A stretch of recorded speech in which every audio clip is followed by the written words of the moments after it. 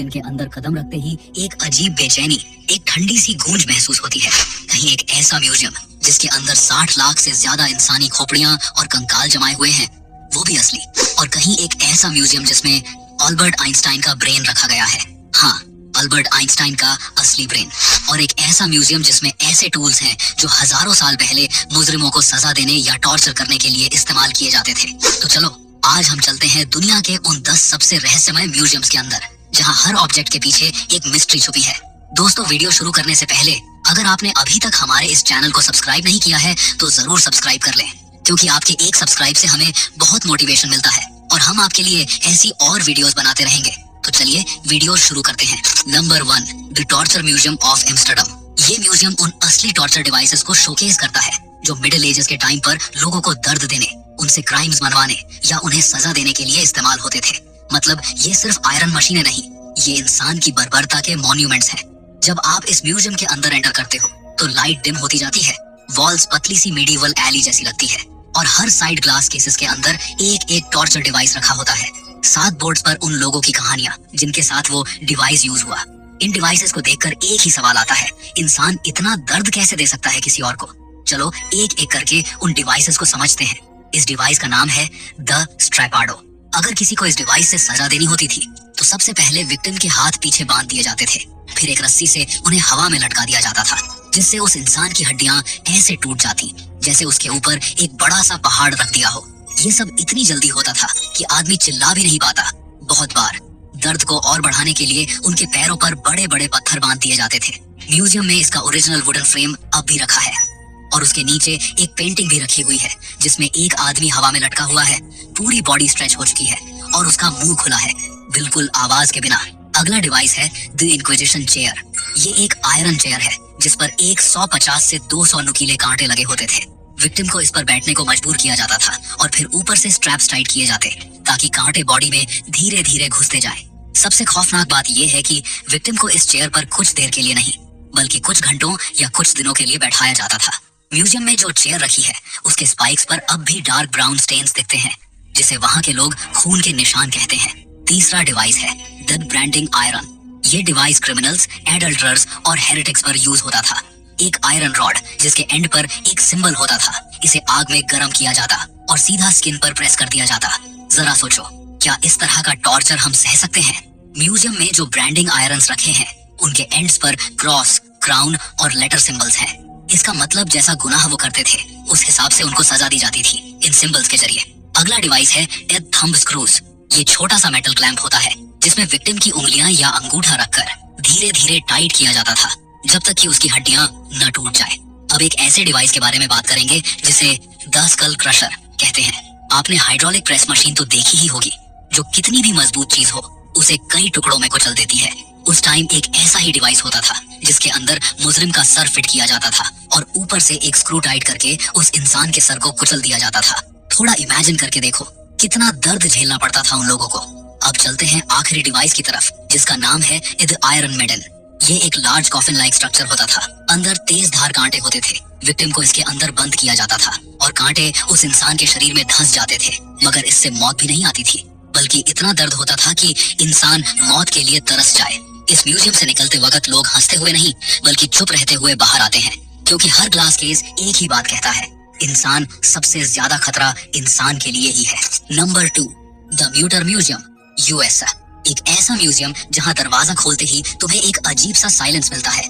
ऐसा साइलेंस जो हॉस्पिटल का नहीं बल्कि हिस्ट्री के अंदर छिपी उन बॉडीज का होता है जिन्होंने अपनी जिंदगी डिजीज, डिफॉर्मिटी और पेन के साथ बिताई। ये है the Mutter museum, Philadelphia, USA. World का सबसे डिस्टर्बिंगली फैसिनेटिंग मेडिकल म्यूजियम। एक जगह जहां ह्यूमन बॉडी के वो सीक्रेट्स रखे हैं जो नॉर्मल दुनिया कभी देख नहीं पाती। इस म्यूजियम में एक बॉडी ऑर्गन है जिसका नाम है द मेगा कोलन। एक बड़ी सी इंसानी आंत जिसका साइज लगभग 8 फुट लंबा और वजन 40 किलो का है। इस इंसान को हिर्शस्प्रुंग नाम की एक डिजीज थी जिस कारण वो कई सालों तक बाथरूम नहीं जा पाया। उसके पेट का साइज इतना बड़ा हो गया था कि लोग उसे प्रेग्नेंट वुमन समझ लेते थे। और ये कोलन अब म्यूजियम में एक जाइंट ग्लास केस में रखा हुआ है। देखते ही व्यूअर का ब्रेन फ्रीज हो जाता है। तो अब हम देखने जा रहे हैं अल्बर्ट आइंस्टाइन का ब्रेन। हाँ, सच में उनके मरने के बाद उनके ब्रेन को इस म्यूजियम में रखा गया। अल्बर्ट आइंस्टाइन के ब्रेन के माइक्रोस्कोपिक स्लाइड्स यहाँ प्रिजर्व किए गए हैं। साइंटिस्ट्स ने उनके ब्रेन का हर पार्ट स्टडी किया। क्या आइंस्टाइन का ब्रेन नॉर्मल इंसान से डिफरेंट था? और ये स्लाइड्स विजिटर्स को एक ही चीज का रिमाइंडर देती हैं, जीनियस भी एक बायोलॉजिकल मशीन ही है। और इस म्यूजियम में एक औरत की बॉडी है जिसे डेड सॉप लेडी कहा जाता है। एक वुमन जिनकी डेड बॉडी नेचुरल प्रोसेस से एडिपोजियर में कन्वर्ट हो गई, मतलब एक वैक्सी सोप लाइक सब्सटेंस। आज वो बॉडी बिल्कुल मम्मी की तरह प्रिजर्व्ड है। फेस, हेयर, स्किन सब ऑलमोस्ट टाइम के अंदर फ्रीज हो चुका है। म्यूजियम के एक हिस्से में डजन्स ऑफ इन्फेंट स्केलेटन रखे हैं, conjoint twins, hydrocephalus babies, rare bone deformities. ये सब उन दिनों के रिमेन्स हैं जब मेडिकल साइंस डेवलप नहीं हुई थी। डॉक्टर्स डिजीज को समझने के लिए रियल बॉडीज प्रिजर्व किया करते थे। और म्यूजियम के दूसरी तरफ एक ऐसा रूम है जिसमें हर शेल्फ पर कई खोपड़ियों को रखा गया है। एक पूरा रूम जिसमें टोटल 140 खोपड़ियों को लाइन से रखा गया है। हर खोपड़ी के साथ लिखा हुआ है उस इंसान का नाम, उसके मरने की वजह और उसका बैकग्राउंड। जब तुम इस म्यूजियम से बाहर निकलते हो तो दिमाग में एक ही थॉट आता है, human body is beautiful but terrifying. Number 3, the paradox museum of Mumbai. ये कोई नॉर्मल म्यूजियम नहीं है, एक ऐसी जगह है जहाँ फिजिक्स की धज्जियां उड़ती हैं, लॉजिक का मर्डर होता है और आदमी अपनी ही आंखों पर ट्रस्ट करना बंद कर देता है। यहाँ एक रूम है जिसे द एंटी ग्रेविटी रूम कहते हैं। ये सबसे फेमस रूम है। यहाँ तुम सीधी लाइन में चल रहे होते हो पर तुम्हारी बॉडी टिल्ट होती है 45 डिग्री पर। ऐसा लगता है जैसे कोई इनविजिबल फोर्स तुम्हें साइड से पुश कर रहा हो। वाटर अपहिल बह रहा होता है, बॉल नीचे के बजाय ऊपर रोल करती है और तुम खुद को देखकर बोलते हो भाई ये कैसे हो रहा है। और इसके अंदर एक और रूम है जिसे द इन्फिनिटी मिरर रूम कहते हैं, जहाँ तुम एक नहीं बल्कि 1000 बन जाते हो। आप एक रूम में खड़े हो और आपकी रिफ्लेक्शन हर डायरेक्शन में इन्फिनिट टाइम्स मल्टीप्लाई हो रही है। लगता है जैसे आप मल्टीपल डायमेंशंस में घुस गए हो। यहाँ एक टनल है जिसे डेथ पैराडॉक्स टनल कहते हैं। आप उसके अंदर एक स्टेबल ब्रिज पर चल रहे होते हो पर आपका दिमाग सिग्नल देता है जैसे आप घूम रहे हो, आप गिरने वाले हो। लोग सीधे सीधे लड़खड़ा के गिर जाते हैं लेकिन फ्लोर बिल्कुल फ्लैट होता है। ये इल्यूजन आपके ब्रेन के बैलेंस सेंटर को हैक कर देता है। और यहाँ एक मैजिकल रूम भी है, द श्रिंकर ग्रोअर रूम, जहाँ आप अपनी हाइट को छोटी से बड़ी कर सकते हो और बड़ी से छोटी कर सकते हो। जिसमें लेफ्ट साइड पे खड़े होकर आप बच्चे लगते हो और राइट साइड पे जाकर जाइंट मॉन्स्टर जैसे लगते हो। आंखों को पूरा का पूरा धोखा। और यहाँ एक ऐसी चेयर है जिस पर बैठने के बाद आपको लगेगा आप हवा में बैठे हो। आप एक इनविजिबल सीट पर बैठते हो और फोटो देखकर लोग जेन्युइनली पूछते हैं भाई मैजिक था क्या? हम समझते हैं कि आंखें जो देख रही हैं वो सच है, लेकिन ये म्यूजियम हमारे मुंह पर थप्पड़ मार के बोलता है बिल्कुल गलत। Number 4, the museum of the weird, Texas. ये दुनिया का सबसे अजीब, सबसे क्रीपी और सबसे अनप्रिडिक्टेबल म्यूजियम है। आखिर इसके अंदर है क्या? चलिए देखते हैं। अंदर जाते ही आपको एक बड़ा सा फ्रीजर बॉक्स दिखेगा जिसमें एक पूरा का पूरा ह्यूमनॉइड क्रीचर बर्फ में जमाया हुआ रखा है। 1960 के दशक में जब ये दुनिया के सामने आया तो लोग लिटरली शॉक हो गए। कुछ साइंटिस्ट्स ने बोला ये एक रेयर अननोन स्पीशीज हो सकती है। कुछ ने बोला ये तो बिगफुट का बच्चा लग रहा है। अभी तक कोई कंफर्म प्रूफ नहीं, बस एक फ्रोजन मिस्ट्री जो देखते ही बॉडी ठंडी हो जाती है। और उसके बाद आता है फीजी मरमेड। ये कोई क्यूट एरियल जैसी मरमेड नहीं है। ये दिखने में आधा बंदर आधी मछली और पूरा शरीर सिला और मुड़ा हुआ लगता है। और फिर आता है the Texas Bigfoot wall. Museum के अंदर एक पूरी वॉल बिगफुट साइटिंग्स को डेडिकेट की गई है। फुटप्रिंट्स, फोटोज, प्लास्टर कास्ट्स और उन लोगों के रिटन स्टेटमेंट्स जिन्हें लगता है उन्होंने बिगफुट को फेस टू फेस देखा। कोई माउंटेन ट्रेल्स पर क्राई सुनता है, कोई ह्यूज शैडो देखता है, कोई गहरे जंगल में फुटस्टेप्स फॉलो करते हुए सुनता है और कुछ लोग तो लिटरली बोलते हैं उसकी आंखों में इंसान जैसी इंटेलिजेंस थी। बिलीव करना या ना करना आपकी मर्जी, मगर इस वॉल के सामने खड़े होकर एक अजीब सा डर और क्यूरियोसिटी महसूस होती है। अब देखते हैं एक ऐसा रेप्लिका जिसे आद लिजर्ड मैन कहते हैं। एक क्रीचर जो इंसान और रेप्टाइल का मिक्स लगता है। एक लाइफ साइज फिगर जिसे देखकर लगता है कि ये किसी सीक्रेट लैब का फेल्ड एक्सपेरिमेंट हो सकता है। Sharp clause, scaly skin, human like pose और एक स्टेयर जो सीधा सोल में घुस जाए। म्यूजियम अथॉरिटीज क्लेम करती हैं कि ये रिप्रेजेंटेशनल मॉडल है, मगर कई लोग कहते हैं कि ये कॉन्सेप्ट किसी रियल आई विटनेस रिपोर्ट पर बेस्ड था। रियल दुनिया में भी कुछ चीजें इतनी स्ट्रेंज होती हैं कि वो फिक्शन से ज्यादा अनबिलीवेबल लगती हैं। इस जगह का पर्पज सिर्फ शौक देना नहीं, बल्कि ये दिखाना है कि दुनिया के हर कोने में ऐसा मटेरियल मिलता है जो साइंस को भी कंफ्यूज कर देता है। Number 5, the Paris catacombs museum. जमीन के नीचे बसा हुआ शहर जहाँ 6 मिलियन लोग आज भी सो रहे हैं। पेरिस को लोग रोमांस, आर्ट, फैशन और आईफल टावर के नाम से जानते हैं, लेकिन इसी शहर के नीचे एक ऐसी दुनिया छुपी है जिसे देखकर लगता है जैसे किसी हॉरर फैंटेसी मूवी का सेट हो। ऐसी जगह जहाँ नैरो टनल्स हैं, ठंडी हवा है, पूरा अंधेरा है और दीवारों पर लाखों नहीं बल्कि करोड़ों की तादाद में इंसानी हड्डियां और खोपड़ियां लाइन से लगी हुई हैं। लेकिन ये म्यूजियम बना क्यों? चलिए जानते हैं। 1700 के एंड में पेरिस बहुत सारी प्रॉब्लम्स फेस कर रहा था, जैसे overcrowded graveyards, rotting bodies, disease outbreaks और स्मेल जो शहर में फैल जाती थी। अथॉरिटीज ने डिसाइड किया कि बॉडीज को जमीन के नीचे पुराने माइनिंग टनल्स में शिफ्ट किया जाए।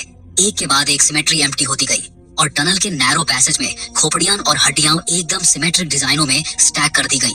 इस पूरे प्रोसेस को पूरा होने में 12 साल लगे। आज कैटाकॉम्ब्स में करीबन 60 लाख लोगों के कंकाल मौजूद हैं।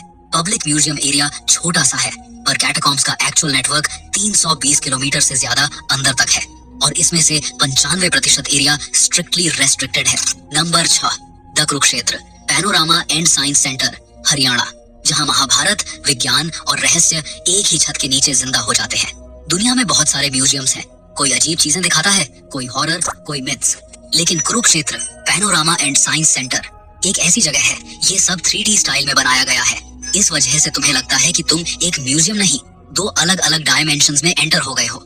एक तरफ प्राचीन भारत के सबसे महान युद्ध का दृश्य महाभारत और दूसरी तरफ मॉडर्न साइंस और कॉस्मोलॉजी के माइंड बेंडिंग एग्जिबिट्स।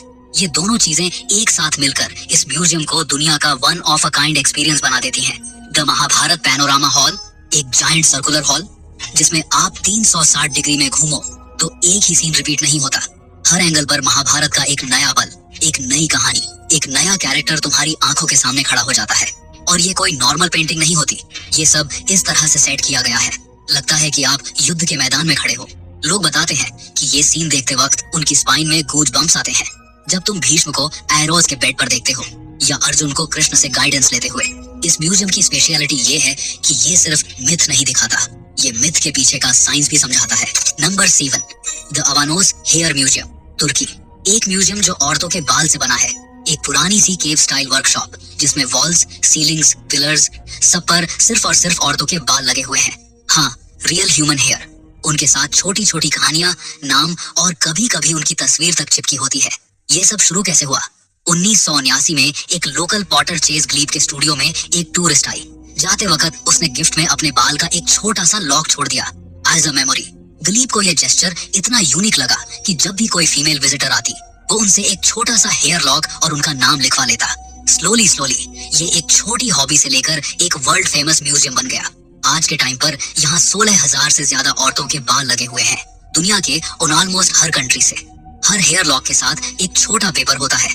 किसी ने ब्रेकअप के बाद अपने बाल डोनेट किए, किसी ने ट्रैवल मेमोरी के लिए, किसी ने किसी लॉस्ट लव्ड वन के नाम पर। नंबर 8, द मेगुरो पैरासाइटोलॉजिकल म्यूजियम, जापान, दुनिया का सबसे अजीब और क्रीपी पैरासाइट म्यूजियम।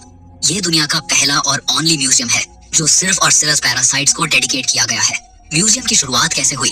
1953 में एक जापानी साइंटिस्ट डॉक्टर सतोरो कामेगाई ने इस म्यूजियम की फाउंडेशन रखी ताकि लोग पैरासाइट्स को समझें, इनसे बचें और थोड़ा सा शॉक भी हो जाए।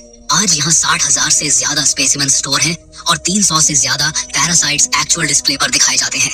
जब तुम म्यूजियम के अंदर जाते हो तो सबसे पहले नजर पड़ती है ग्लास जार्स में प्रिजर्व्ड पैरासाइट्स, कुछ इतने टाइनी कि माइक्रोस्कोप चाहिए और कुछ इतने लंबे कि देखकर खड़ा आदमी हिल जाए। वॉल्स पर पैरासाइट्स के लाइफ साइकिल्स, इन्फेक्शंस, सिम्पटम्स और रियल ह्यूमन केस स्टडीज लगे होते हैं। सबसे फेमस एग्जिबिट 8.8 मीटर लंबी टेप फॉर्म, एक रियल ह्यूमन पेशेंट के पेट के अंदर से निकाली गई 8.8 मीटर की टेप फॉर्म, हाँ लगभग 30 फीट लंबी। म्यूजियम में इसे एक लॉन्ग ग्लास ट्यूब में रखकर डिस्प्ले किया है और उसके साइड में एक रोप लगाई गई है जिसे विजिटर्स खींचकर कंपेयर कर सकते हैं कि ये टेप फॉर्म असल में कितनी लंबी होती। एक आदमी के अंदर 30 फीट का क्रीचर, बस इस एग्जिबिट को देखकर आदमी पानी तक पीने से डरता है। यहाँ पर बोर्ड पर फोटोग्राफ्स और एक्स-रेज लगे होते हैं जिसमें दिखाया गया है कि पैरासाइट्स क्या क्या कर सकते हैं, जैसे कि ब्रेन ईटिंग अमीबास, आई पैरासाइट्स जिससे आई साइट चली जाती है, रॉ फिश खाने से बॉडी में डेवलप होने वाले वर्म्स और कुछ इतने बिजार केसेस कि देखकर धड़कन बढ़ जाए। हर केस के नीचे प्रॉपर डिटेल लिखी होती है, कैसे अंदर घुसा, कैसे ग्रो किया और कैसे निकाला गया। Number 9, the dog collar museum, UK, दुनिया में म्यूजियम्स तो बहुत है, कोई आर्ट का, कोई साइंस का, कोई टॉर्चर का, पर एक म्यूजियम ऐसा भी है जो डेडिकेट है सिर्फ डॉग्स के कॉलर्स को। हाँ, डॉग कॉलर्स सुनने में फनी लगता है, पर जैसे ही अंदर जाओगे तुम रियलाइज करोगे कि अरे ये तो पूरे मीडिवल हिस्ट्री का टाइम कैप्सूल है। ये म्यूजियम इंग्लैंड के लीड्स कैसल के अंदर बना हुआ है और यहाँ मौजूद हैं 130 से अधिक डॉग कॉलर्स, जिनमें से कुछ इतने पुराने हैं कि 15वीं सेंचुरी यानी लगभग 500 साल पुराने। ये म्यूजियम बना क्यों? मीडिवल इंग्लैंड में डॉग सिर्फ पेट्स नहीं होते थे, बल्कि प्रोटेक्टर्स होते थे, कैसल्स, फॉर्मलैंड्स और विलेजेस के। इसलिए इन डॉग्स के कॉलर्स किसी क्यूट एक्सेसरी जैसे नहीं, बल्कि आर्मर जैसे डिजाइन किए जाते थे।